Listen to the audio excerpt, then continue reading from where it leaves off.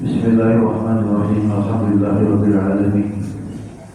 Wassalatu wassalamu ala asyrafil anbiya'i wal mursalin sayyidina Muhammadin wa ala alihi wa sahbihi ajma'in. Alhamdulillah, sama-sama kita panjatkan puji dan syukur kehadirat Allah Subhanahu wa taala yang telah memberikan kepada kita kemudahan untuk bisa berhadir di tempat ini, disehatkan badan kita, dipanjangkan umur kita, mudah menambahkan kita, mudah-mudahan Allah mengabulkan segala keinginan kita. Amin ya rabbal alamin. Setiap pagi hari ini, seperti kebiasaan Nabi SAW di hadapan para sahabat itu, Nabi bertakwa. Bila kita bertemu di antara kita lawan kawan kita bertakwa, bahwasanya kita akan berdapat sekalinya di sini berdapat apa kabar dijadikan bertakwa. Maka sebagaimana Nabi pernah bertakwa lawan sahabat, kaifa asbahtu, apa kabar kamu? Lalu dia sahabat tadi, khair, baik. Entah kenapa Nabi bertakwa pula, kayak apa kabar? Jawabnya belum baik. Maksud Nabi ini, kenapa sampai Nabi mengulang-ulang bertakwa itu? Rumahnya belum paham sampai tadi. Sampai yang ketiga kalinya Nabi bertakwa lagi, apa kabar kamu? Khair, alhamdulillah. Khair, alhamdulillah. Baik, alhamdulillah. Karena ucapan alhamdulillah itu ditambahinya, maka jadi, nah ini yang butuh-butuh ikam menjawab ini yang mestinya ikam bila kita mau kabar itu yang ketiga alhamdulillah. Apa kabar? Baik. Selamat pagi. Apa maksud kita? Selamat pagi. Tahun kok kenapa ini jadi kayak kita usah berpagi? Nah, sepertinya apa? Selamat pagi, apa maksudnya? Selamat pagi. Itu nempel dulu tuh ini uang mana kan, uang dari kantor. Selamat pagi. Jangan berubah. Jawaban katanya. Amuninya mau beri salam, ulun jawab wajib. Assalamualaikum. Selamat pagi, boy. Dia melu. Dia tadi jawab, apa-apanya bapak begini. Tapi kan suruh jawab itu. Kita jadi kebiasaan. Tuhan kita ini adalah umat membantu. Selamat sore. Selamatnya kemana? Jadi kita sebagai orang Islam ini membiasakan, ya, tetapun kabar itu diajukan itu bagus dia kata kabar. Baik, sudah alhamdulillah. Karena semua jawaban kita yang baik-baik itu menjadi doa lawan kita. Artinya sepanjang harinya dalam keadaan baik, sehat, walafiat, dimudahkan urusannya sebenarnya. Sudah dia menjawab baik, alhamdulillah. Nah, bila kita beralhamdulillah, maka nikmat kita dipakai terus oleh Allah Subhanahu Wa Taala. Untuk dari ada yang bertakut, jangan bertakut, karena terjadi alhamdulillah. Iya kan? Karena baca alhamdulillah itu kita disuruh baca alhamdulillah, bersyukur supaya nikmat ditambahi terus gitu ya. Nah, ini suatu keberuntungan kita berkumpul di sini karena kita tidak ingin termasuk orang yang rugi. Karena orang yang rugi adalah orang yang menghindari adanya majelis ilmu, itu orang rugi. Ya, Nabi Asyadun nas hasratan yaumil kiamat, itu manusia yang paling rugi kena dari kiamat. Rajulun amkanahu talabul ilmi, seseorang yang mungkin baginya bisa saja berilmu, kalau dia dulu tapi takut mencarinya. Ini orang hari kiamat tidak lagi. Ini orang paling rugi. Bahkan panggung mukhalafahnya kita adalah orang-orang yang diberikan keberuntungan karena duduk di majlis ilmu. Kita masih bahas tentang adabnya orang nambah ilmu nilai. Yang ke-8 di atas, paling atas, ini halaman 304.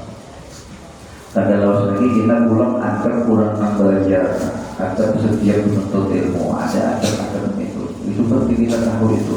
Dengan adab yang ke-8 bagi seorang yang berilmu itu adalah menanti dan memeriksa dengan perlahan, berani sabar menanti, apa itu?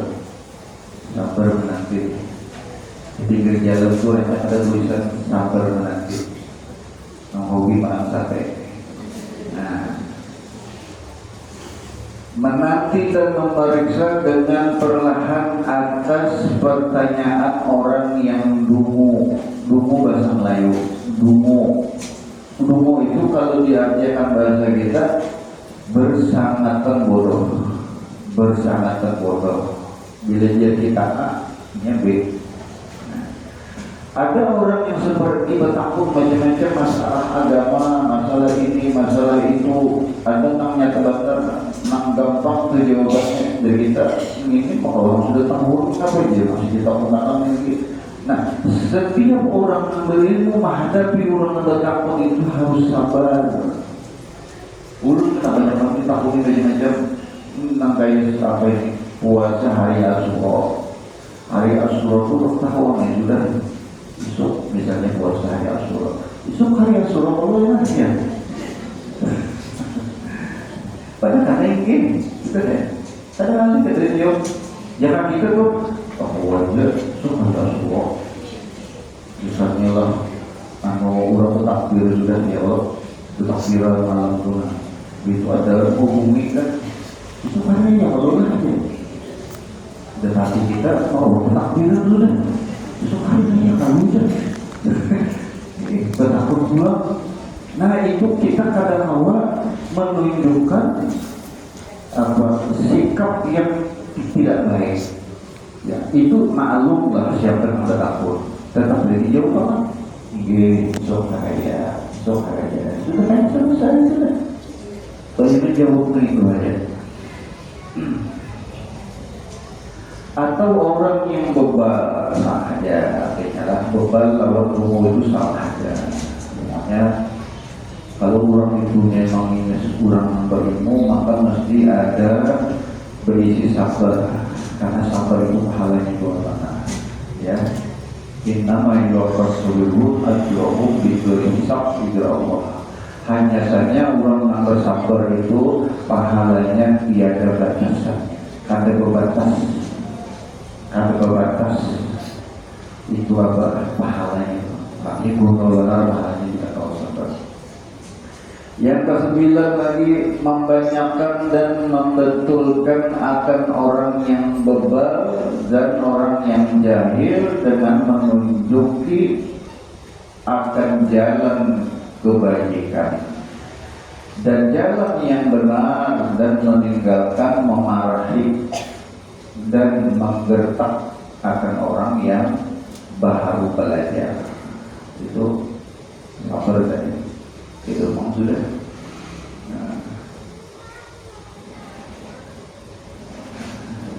Karena setiap majelis itu belum di masjid-masjid misalnya pasti ada orang yang menyimpan maulud, orang ini anak itu takut ini siapa ini dia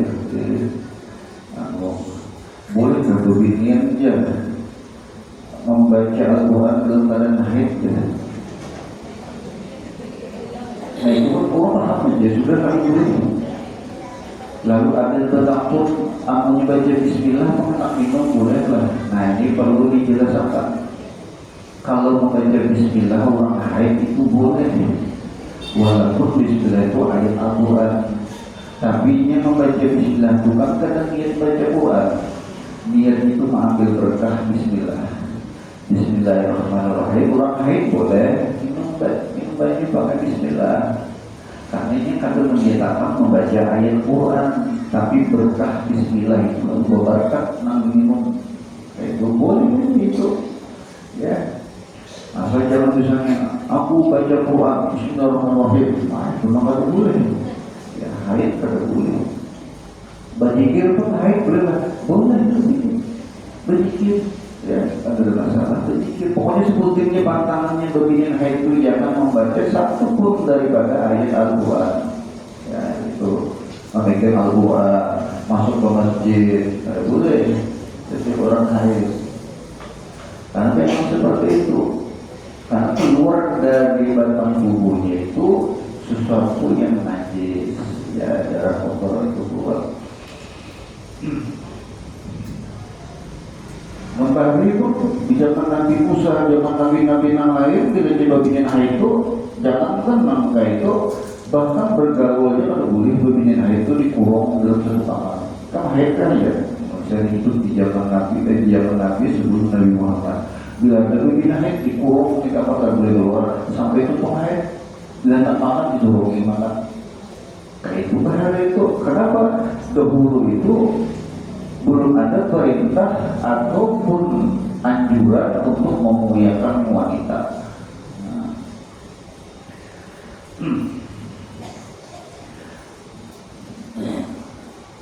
Kemudian yang ke-10, jangan malu daripada mengata. Bagi orang alim lah, kada boleh berpandang begini. Ya. Tiada aku tahu atau mengata wallahu a'lam. Jadi jangan malu-malu mengatakan kada tahu, walaupun kadang-kadang tahu. Kada tahu aku ya. Urut bin pernah lagi guru supir itu nampak di apa di mana di keraton almarhum guru supir itu yang ditunjuk oleh guru supir pacang mengganti aku ini dilakukan pada. Nah, guru sopir dulu tetapi kita keraton yang sasaran untuk masih hidup bertakun masalah-masalah tentang agama dijawab sedikit, tapi berkisah tentang dunia apa tahu ini. Dia tahu dari mana di sini rumah RT, kada tahu aku. Bupati kita ini siapa? Kada tahu. Cuma kada tahu sebenarnya jawabannya. Kada walaupun jadi udah tahu untuk bisa urusan dunia ini sih kada tahu dari kada tahu sih. Nah, itu tawaduknya luar biasa, musuhnya. Sama garisnya kayak bubur juga, cuci darah juga sih. Nah, musuhnya. Jadi kayak itu ulama-ulama itu dia lebih sibuk dengan urusan akhirat daripada urusan dunia. Dikurangi ya, urusan dunia ini memang kan habis. Ya, karena ini menghalangi bila kita mengurus akhirat dengan dunia ini. Jangan sampai kita segala-galanya sepanjang hari dari dunia ini dulu, karena terlalu sedikit urusan akhirat. Ini kan urusan akhirat kita yang berhubungan tentang tahu kisah berita-berita akhirat nanti apa, supaya selamat, supaya dijauhkan daripada segala macam apa kemurkaan Allah Subhanahu Wa Taala. Itu dicari tadi. Nah, jadi hendaklah orang alim itu jangan segan-segan mengata wallahu alam, wallahu alam. Nah, makanya untuk baca kitab itu kan wallahu alam bisawab, Allah lebih mengetahui yang benar, itu akhirnya. Nah, akhirnya itu subhanaka la ilma lana illa ma 'allamtana. Maksudnya Allah la ilma lana, kami tidak memiliki ilmu kecuali yang Engkau ajarkan ya Allah. Itu kan ucapan, ya, ucapan daripada para malaikat. Subhanaka la ilma lana illa ma 'allamtana innaka antal alimul hakim. Waktu Allah menciptakan Adam, ya, lalu diajarkan kepada Nabi Adam nama-nama benda waktu itu. Hanya itu, mana tahu ini pengarangnya, ini yang pengarangnya. Ya, diajarkan dikarenakan oleh Allah Subhanahu Wa Taala. Bahkan waktu ada berhantam kulit terbangun, jadi terkejut karena di sampingnya ada satu makhluk yang sangat cantik, makhluk yang mempesona. Tidak lain adalah Hawa. Terbangun Nabi Adam, saking apa? Terkagum-kagum Adam ini hanya melihat begini, hendak mencapai Adam. Makanya orang ini pilihnya apa, bergaul lawan bukan muridnya, lalu dia tanpa orang itu warisan dari Nabi Adam sehari dua. Hendak mencapai itu manusiawi, sifat manusia. Jadi agama datang untuk memberikan aturan hidup bagi manusia, jangan asal kehendak kita saja. Nah, untung waktu itu ada malaikat, ujar malaikat, ya wahai Adam, jangan disentuh dulu, kecuali kau bayar maharnya, dia hendak menyentuh Hawa. Karena sembarangan, murid Nabi Adam sudah diberikan aturan-aturan oleh Allah Subhanahu Wa Taala, nama-nama sesuatu diajarkan oleh Allah. Nah, kita hendak menyampaikan tentang ilmu, maka berucap kepada Allah Subhanaka, Maha suci Engkau ya Allah, la ilma lana, kami kata berilmu illa ma 'allamtana innaka antal alimul hakim. Sesungguhnya Engkau ya Allah Maha alim, maha mengetahui dan maha bijaksana. Kayak itu terus. Itu menunjukkan orang itu tahu waktu malahnya. Mengaku kada berilmu, wallahu a'lam. Sahabat Nabi SAW pun maka itu, bilanya Nabi bertakun segala sesuatu, pasti jawaban para sahabat Allah wa Rasuluhu alam, hanya Allah dan Rasulnya yang tahu. Nah, itu jawaban sahabat kita itu.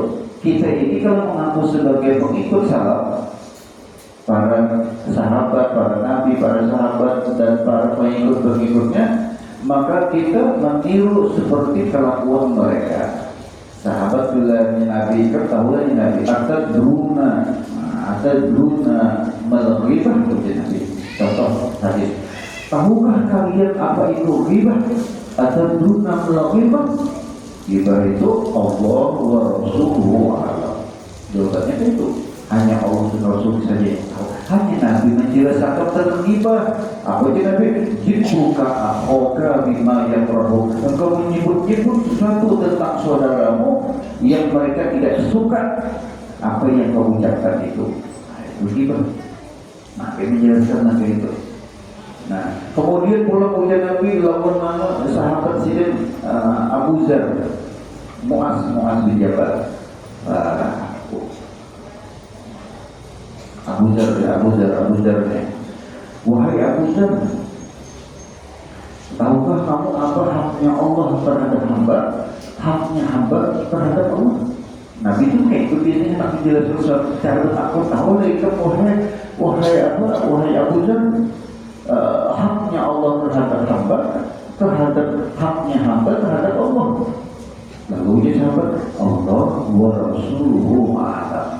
Hanya Allah dan Rasulnya yang tahu. Itu menunjukkan apa? Sahabat menyerahkan segala urusan ilmu itu lawan Nabi. Ya, karena Nabi lebih tahu daripada para sahabat Nabi. Sahabat itu diikamnya Nabi sebenarnya, dan mereka kadang mengaku baik, kadang mengaku lebih tahu daripada Allah dan Rasulnya. Kita kan itu juga. Ya, kadang langsung pergi tahu ini kadang-kadang ada Allah yang tayang-tayang di TV bertanya jawab agama dan macam-macam. Itu kan di-setting. Ada setting supaya jangan ada gangguan di dalam acara itu. Pertanyaan sudah disiapkan, sudah dibaca oleh gurunya, lalu disiapkan jawabannya. Kayak itu, makanya itu kita itu langsung tahu. Karena kita berpikir dulu kan dulu langsung tahu. Bila tahu dia apa dia langsung tahu. Ada juga yang mengumpulkan keterbatasan pertanyaan belajar itu. Nah, sudah jalan wajah agar kita mesti gurunya itu apa itu lagi? Kata guru ajar ulang iklan, jauh di samping acara. Kira iklan, karena gurunya teropong jauh, dengan buktinya kan kayak itu. Jadi bagusnya dalam urusan dalam perkara apa aja pertanyaan-pertanyaan ini jangan langsung dijawab. Tak kalah syak, ragu-ragu maksudnya. Pada masalah atau belum johir akan dia masalah, belum jelas benar permasalahan itu. Yang jika syak ragu pada masalah atau tiada tahu ia akan masalah itu, maka hendaklah ia mengatakan wallahu a'lam. Seperti itu. Nah, ini ada sebenarnya bukan hanya ada orang berilmu, bahkan orang awam pun siapa saja dia ditakuti segala sesuatu nah rasa-rasa takut juga ya kalau wallahu a'lam. Wallahu a'lam ini. Ya, hanya Allah saja yang lebih takut. Itu kan lebih selamat daripada tahu ini gini. Padahal kan lagi ke masalah fikih ini kan banyak pendapat. Kadang-kadang kita merasa mendapatkan sesuatu dari sang guru ada itu keinginan cara bujur. Ini meyakini hanya cara ini membujur. Waktu berapa tahun maka ya barang gawe udur nang ini bujur ini jika itu salah. Nah ini mengenai Allah. Karena di dalam urusan fikih itu banyak sekali pendapat-pendapat lain yang sama-sama benar. Maka bila berbeda lalu kita jangan padahal orang salah. Misalnya begini, kayak bergerak dan mengusap kepala itu. Wudhu itu dan mengusap kepala itu kayak apa? Oh kayak ini jadinya ini wudhu. Nah, itu mengusap kepala. Kalau wudhu, ya basuh muka, basuh tangan, ya mengusap kepala itu kayak apa? Nah kayak ini. Nah, jangan disalahkan itu bujur. Nah, tapi kalau cara umum menurut sesuai dalam ilmu fikih itu adalah dia mengusap pantun kayak ini. Nah, ini akhir. Nah, sebelah. Nah, ini pun salah kan? Bujur Tuhan. Jadi kita jangan menyalahkan kalau itu masih bujur aja mengusap kepala kita apa? Pokoknya bagi rambut biar atau kemudian berurai ya, bodoh, nah ya biar rambut di sini. Boleh juga, karena perintah dan Al-Quran itu idza kuntum ila shalah fagsilu wujuhakum wa aydiyakum ila al-marafiq wamsahu bi ru'usikum, dan usaplah, biar tidak kata-kata usap membasuh baik. Nah, basuh itu adalah idza kuntum ila shalah fagsilu wujuhakum, basuhlah wajahmu. Berarti airnya itu langsung kena. Nah, sedangkan mengusap air itu dibasahi tangan dibasahi air hanya satu. Kalau seandainya perintah dalam Al-Quran itu wagsilu ru'usakum misalnya, basuhlah kepalamu. Nah, ya.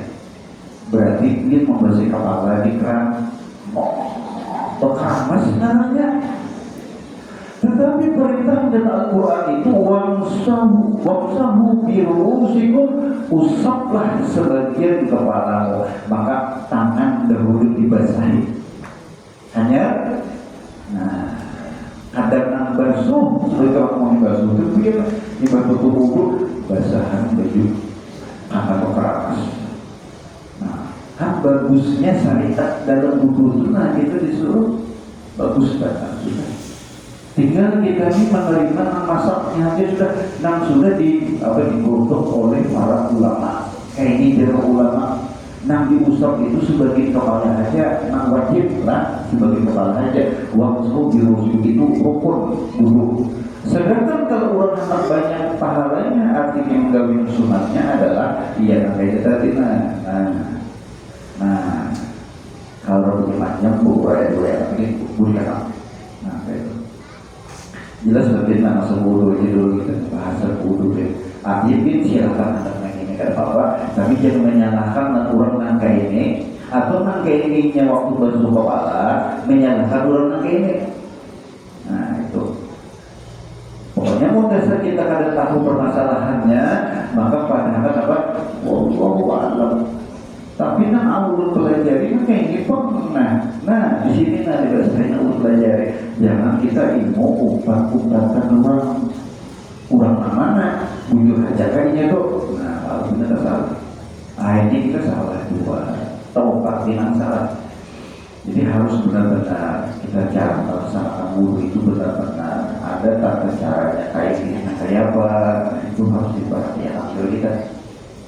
Jadi kesimpulannya, kita jangan merasa lebih tahu daripada orang lain dalam urusan apapun, urusan agama.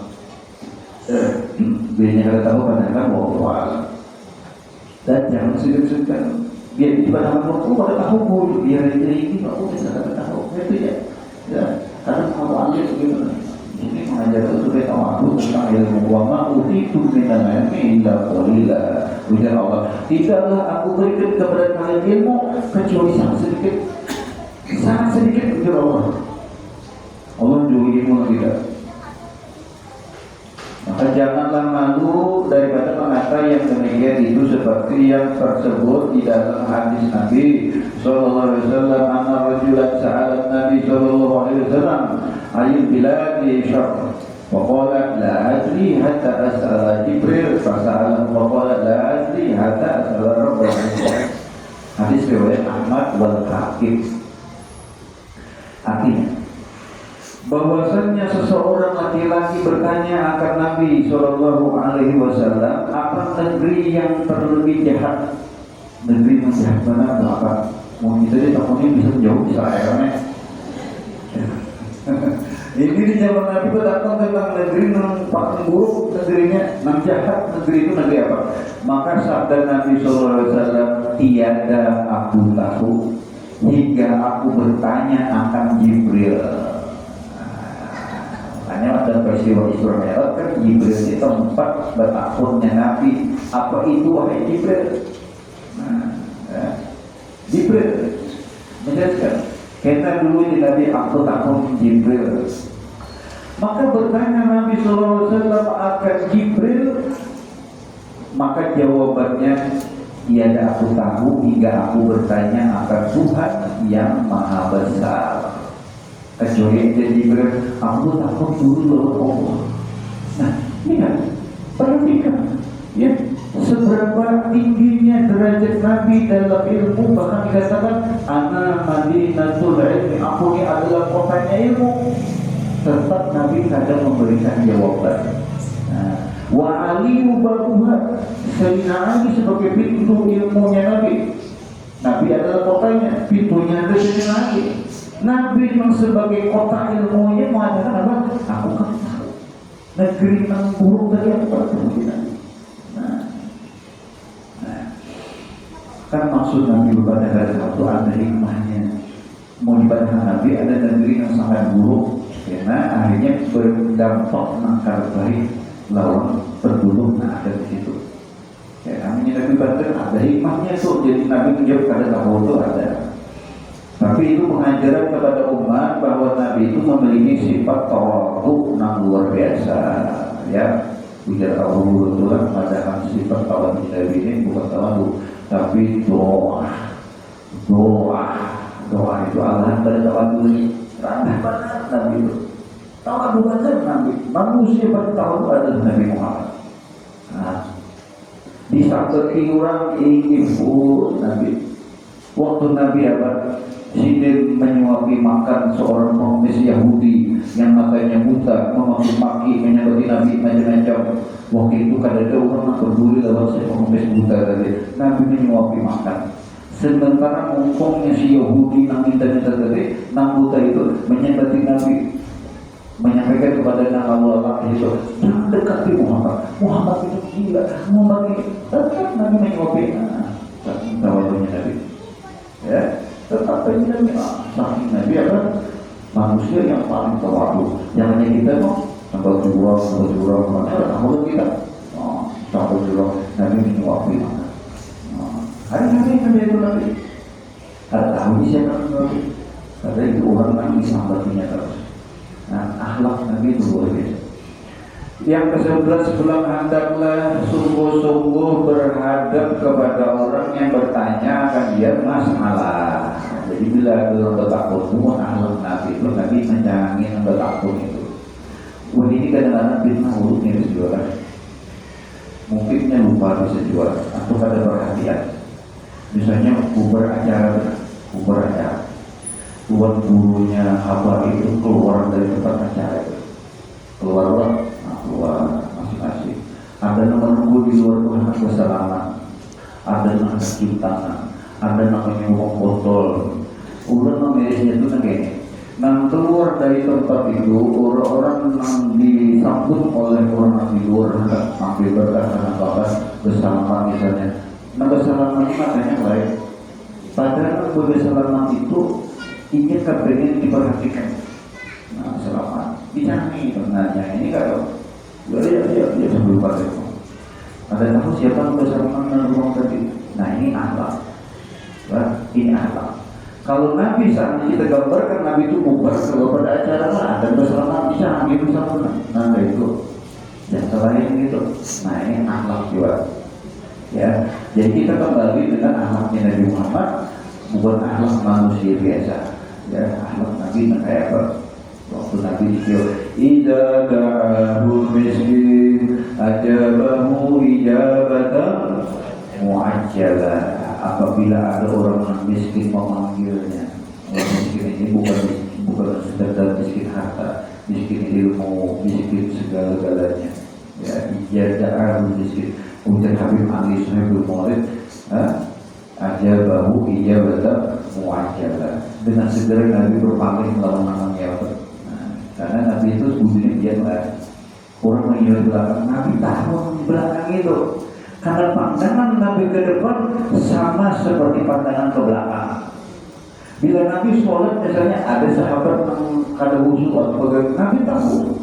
Kemana tutup sebanyak di paraki Nabi, sahabat tadi sebanyak di belakang dari nanti menggawin apakah bisa merusak sholat. Tidak tanya Nabi, jangan kayak itu, jangan kayak tahu. Apalagi orang yang berkiau, Nabi tahu nama kiau, tapi sebagai bagian daripada akhlaknya Nabi Muhammad, beliau paling mendatangi melihat orang yang berkiau tadi. Seluruh tubuh Nabi berpaling. Itu akhlaknya Nabi Muhammad sendiri. Bersetok tadi, bersetok. Berpaling siapa? Apalagi orang beli sahabat. Nah, assalamualaikum. Makinnya hidup setok dulu. Mata angin seluruh tubuh si itu berbalik, memandang kepada orang itu. Ada manusia yang kayak itu. Allah luar biasa. Mungkin tadi dia orang. Ya lah. Awalnya saya Nabi berat. Menurut Nabi itu berat. Nah,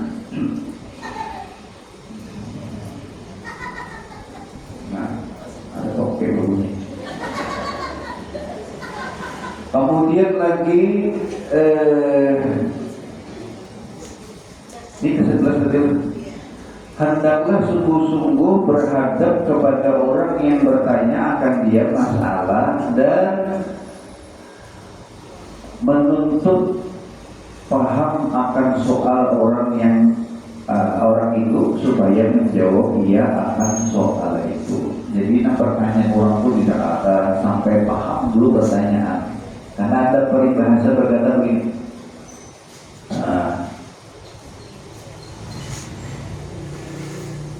ijazah as-su'al fasa'a ajabahu. Ijazah as-su'al fasa'a ajabahu. Bilnya salah dalam pertanyaan, maka akan salah juga jawabannya. Nah, ada bilanya salah suatu kalimat, maka akan salah juga jawabannya. Jadi supaya jawaban itu bujur, dipahami pertanyaan orang dari aku dan pertanyaan ini hanya dijawab. Ya, hanya dijawab. Ijazah as-sam'a fasa'a ajabahu. Bila tersalah mendengar, maka salah juga menjawabnya. Salah mendengar. Apa tadi ya? Apa tadi ya? Jawabnya. Padahal lain itu jawabannya.